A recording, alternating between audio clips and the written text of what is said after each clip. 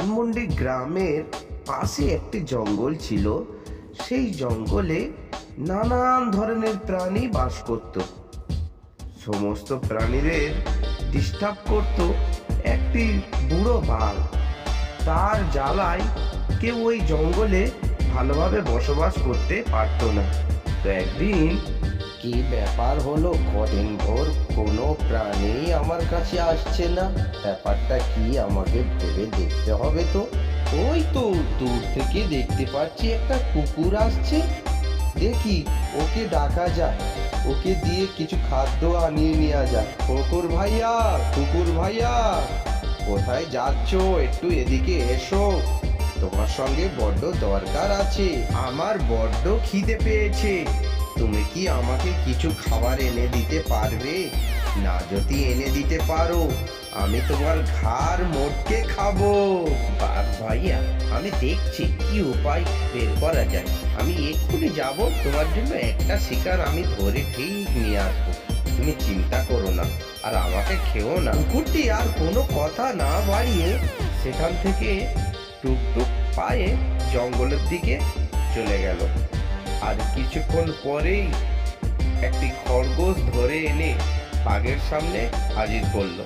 আরে কুকুর, আমার এত বড় শরীরে এতটুকু মাত্র খরগোশ, এটা কি হবে? কুকুরটি কোনো রকমে প্রাণ বাঁচিয়ে সেখান থেকে পালিয়ে গেল।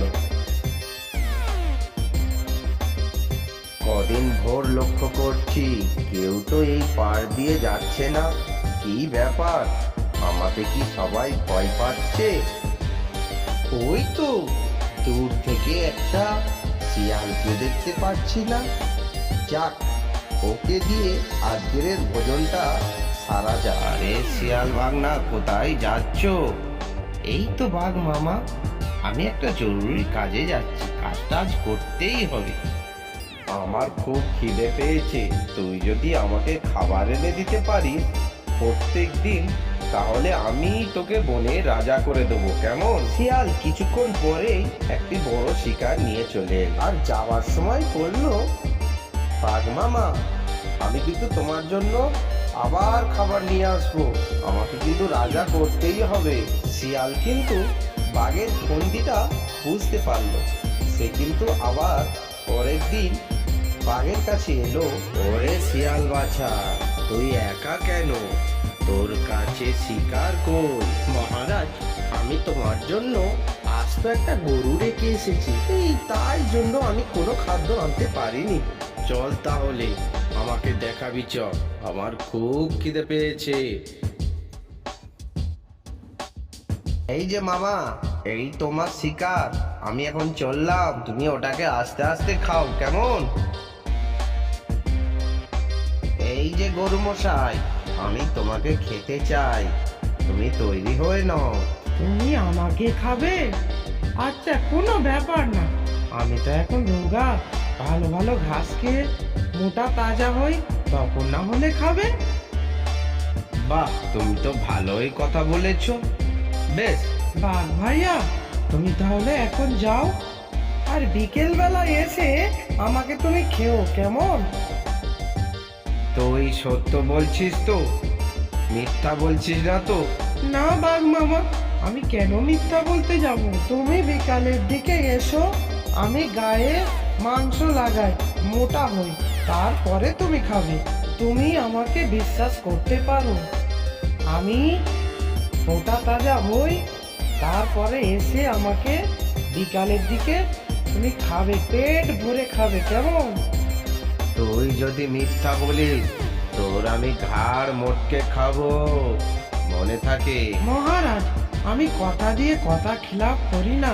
আমার এখন কাজ আছে, আমি তাহলে ঘুরে আসি, ঠিক আছে? আর তুই ভালো করে এখানে খা। বাঘ মামা, বাঘ মামা, একটা তো সমস্যা হলো, আমাকে তো ঘাস খেতে হলে দূরে কোথাও যেতে হবে, এখানে তো তেমন ঘাস নেই। তুমি যদি আমার দড়িটা খুলে দিতে পারতে, তাহলে আমি পেট ভরে ঘাস খেতে পারতাম। তুই কি বলতে চাইছিস? আমাকে খুলে বল, তোর কোনো সমস্যা নেই। বাঘ মামা, তুমি যদি আমার গলার দড়িটা খুলে দাও তাহলে আমি দূরে গিয়ে ভালো বেশি করে খাবার খেতে পারি। বাঘ মামা সেখানে গরুর দড়িটা খুলে দিল, দিয়ে বলল, তুই ভালো করে খা, আমি আসছি। বাহ, তুমি তো দারুণ করলে। আমার গলার দড়িটা তুমি খুলে দিয়ে আমার খুব উপকার করেছো। তাহলে আমি এখন দূরে গিয়ে ঘাস খেতে পারবো। কি মজা, কি মজা। ঠিক আছে, কথা যেন নড়চড় না হয়। না না বাঘ মামা, কোনো নড়চড় হবে না। আমাকে তুমি ভরসা করতে পারো। না না না না, আমি এখান থেকে যাচ্ছি না, তুমি খাও, আমি অপেক্ষা করছি। আচ্ছা ঠিক আছে, কোনো ব্যাপার না। তাহলে আমি খাই আর তুমি আমার জন্য অপেক্ষা করো, কেমন? আমার খাওয়া শেষ হয়ে গেলে আমি তোমাকে ঠিক বলে দেবো, তুমি তখন আমাকে আলুম করে খাবে। আমার তো আর সহ্যই হচ্ছে না, খিদের জ্বালায় আমার পেটটা মোচড় দিচ্ছে, মনে হয় এখনই তোমার ঘাড়টা মুড়ে খাই। ঠিক আছে বাঘ মামা, তুমি তাহলে একটু অপেক্ষা করো। এই বলে বাঘ সেখান থেকে দূরে একটা ঝোপের আড়ালে লুকিয়ে বসে রইল। কিছুক্ষণ পর এসে বাঘ গরুটিকে বলছে, এই, তোর কি হলো খাওয়া?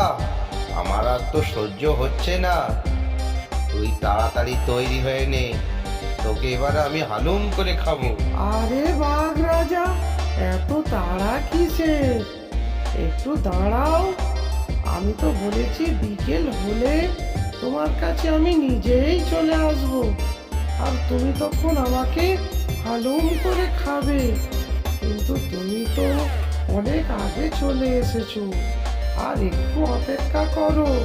গরুটা এপার ওপার করে শুধু টাইমটা পাস করতে চাইছে, যাতে তার মালিক তাড়াতাড়ি তাকে নিতে চলে আসে, তখন বাঘকে জব্দ করা যাবে। এই ভেবে গরুটি যখন একটি টিপস খেলার চেষ্টা করলো, সামনে একটি নদী দেখতে পেল। গরুটি তাড়াতাড়ি করে সেই নদীটার দিকে চলে গেল আর গিয়ে নদীতে নেমে গেল। আর যেতে যেতে নদীটার অনেকটা দূরে গিয়ে পৌঁছে গেল, যাতে বাঘ নাগালে না পায়। আরে তুমি এটা কি করছো? তুমি জলের মধ্যিখানে নেমে দাঁড়িয়ে আছো কেন? উঠে এসো, তোমাকে খাবার সময় কিন্তু হয়ে গেছে, আমি আর সহ্য করতে পারছি না। আরে বাঘ ভাইয়া, আমার প্রচন্ড জল তেষ্টা পেয়েছে, তাই আমি নদীতে নেমে জল খাচ্ছি। বাঘ রাগের চোটে নেমে গেল তাকে খেতে জলের মধ্যে, আর সহ্য করতে পারলো না। হঠাৎ করে দেখলো তার মালিক আসছে, সঙ্গে সঙ্গে গরুটি চেঁচামেচি করলো,